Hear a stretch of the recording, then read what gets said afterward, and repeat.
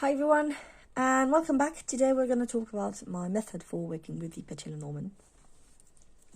We're going to use the Tea Maculis Lenormand because, that's my baby. And I'm going to try and explain to you how I work with it. It's quite simple, really. Before we get started, a bit of background, and then I'm going to share with you the two main skill sets that you need to be able to work with this method properly.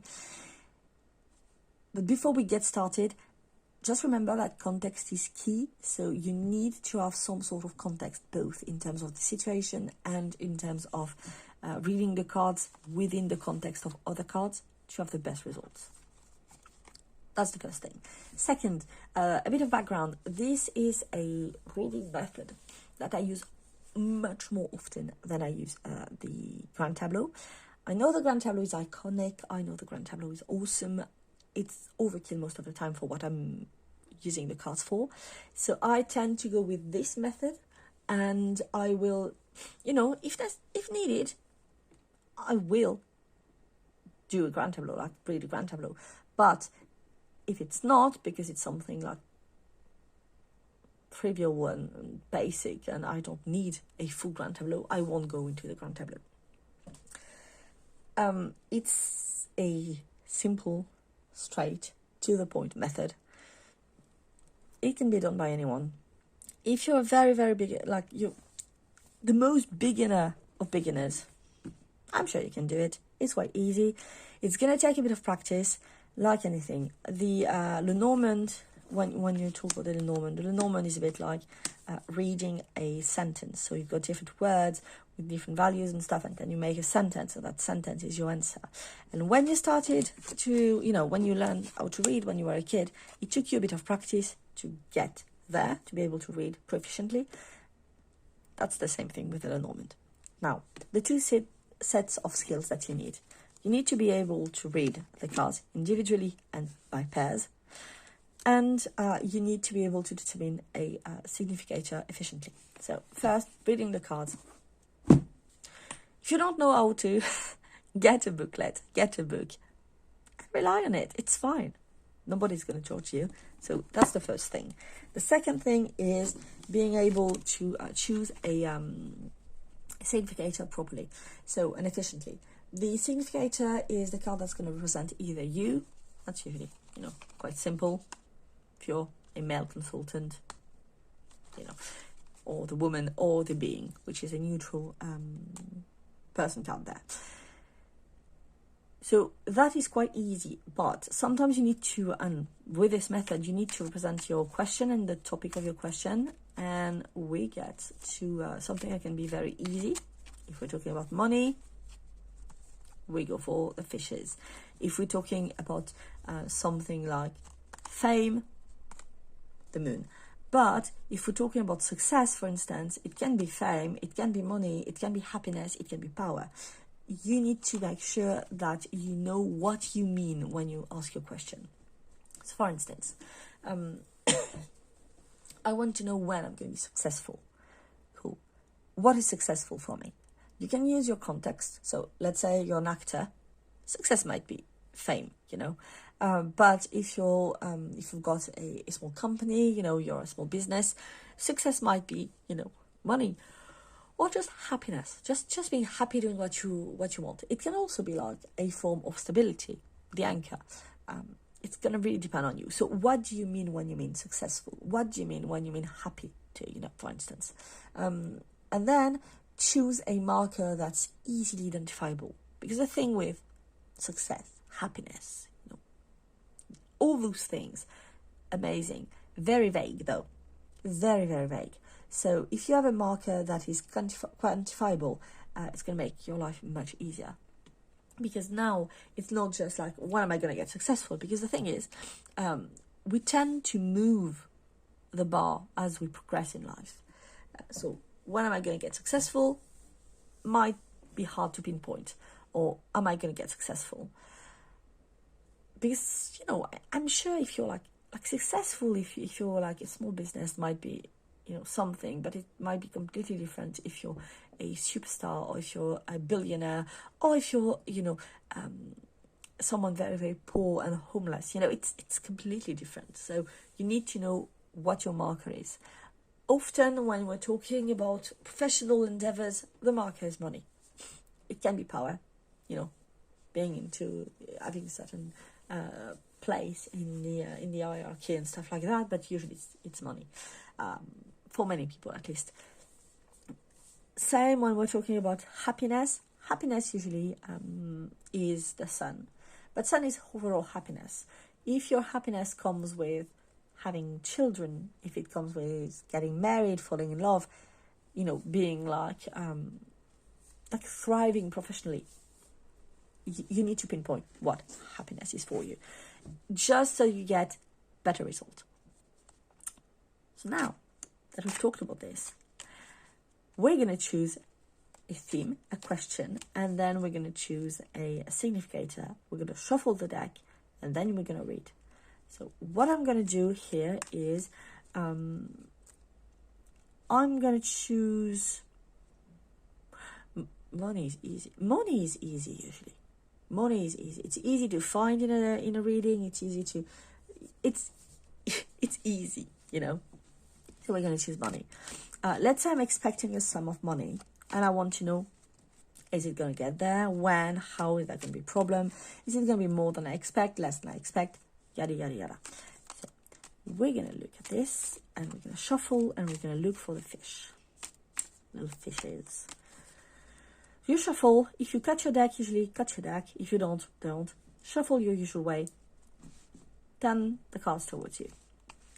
If you've got your significator on top, the answer is yes. It's usually favorable. It's usually awesome. Yes.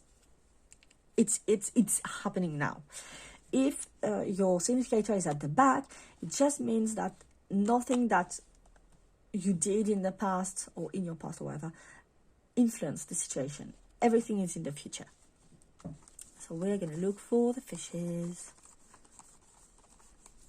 Money, money, money. Where are you? There we go.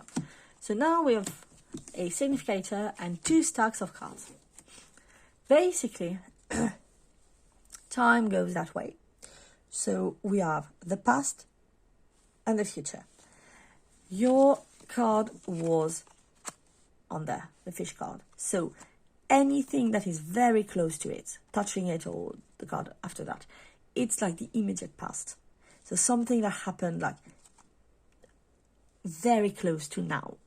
The further away you go, the further away you go in time, in influence, in, you know, proximity, anything.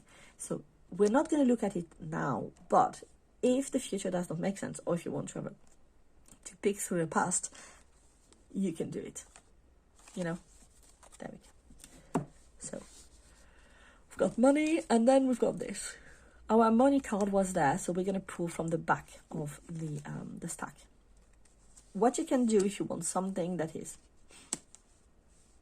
very quick and the easiest, pull 2 cards. You read a pair, you've got the simplest, like most, like the quickest way to get an answer and the simplest way to get an answer. What I like to do is pull a 3rd card, because it balances out the reading. So we're gonna have 3 cards. We're gonna read A and B and B and C. So in this case, we've got the cloud. The cloud is delay. It's frustration. It's frustrating, to be honest. It's delays. It's things being like postponed, and overall, it's quite annoying. The cool thing is that we always get sun after the rain. You know, it's gonna pass at some point. It's not permanent. What's annoying is that it's hard to determine how long it's gonna be. So that's the clouds. And then we've got the bouquet. The bouquet, it's gifts, it's beauty, it's something that is like very pleasurable, you know, something really cool. So usually gifts, something given to you. And then we've got the gentleman, which is usually either the significant other of your consultant. It can be your consultant.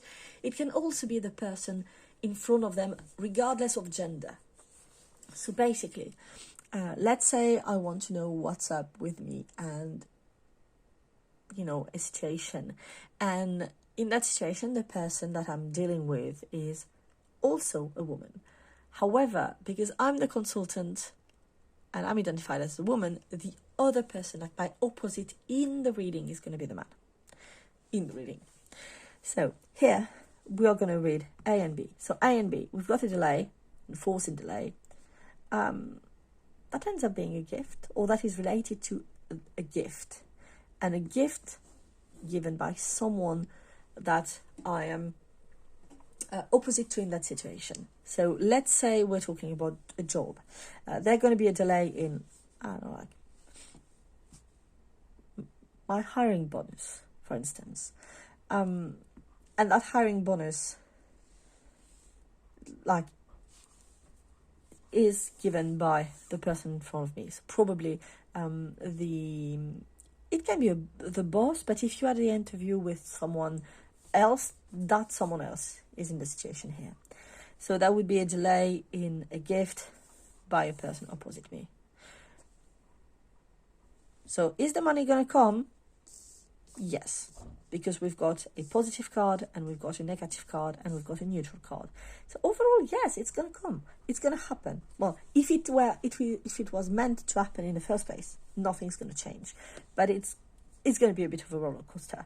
If it was never meant to come, then it's not going to come. Why? Because it's neutral, so the trajectory is not going to change. So that's how I work with this. We're going to do another one just so you have another example. Let's say I want to know what's up with... I want to know when I'm going to be successful, but like in when am I going to get famous? Completely dumb, but, for the sake of the example. Here we go. So we're going to look for the moon. What's up with being famous? There we go. We can look at the back of the cards, like at the past. But what we want to know is, am I going to get famous in the future?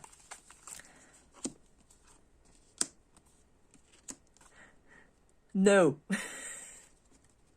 The answer is, overall, it's going to be no. Because we've got one card that's neutral, the lilies, and then we've got two negative cards. So if my question was, am I going to get famous? Nope. No, because there is a delay in... The lily is harmony, it's maturity. It is reaching one's full potential. It's also sex in certain contexts, but not here. So yeah, there is a delay in reaching one's maturity and full potential, and that, maturity and full potential is going to be an obstacle. It's going to be like something that's going to end up being confrontational for the consultant. So here I would say nope, because fame would go against the consultant's true nature and what they really want to be in life. So in the end, no. Nope.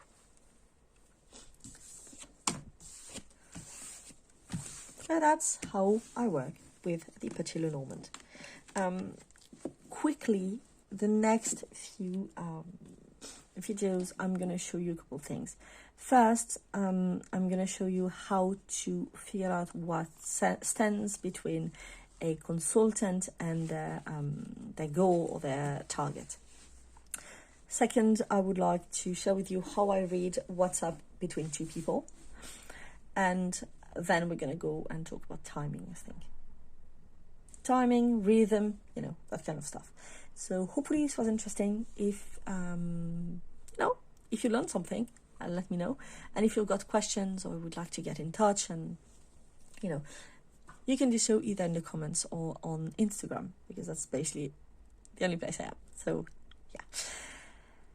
And I might have some exciting news for you in the somewhat near future. I hope. Anyways, have a lovely day. And again, if you want to keep the conversation going, hit me up.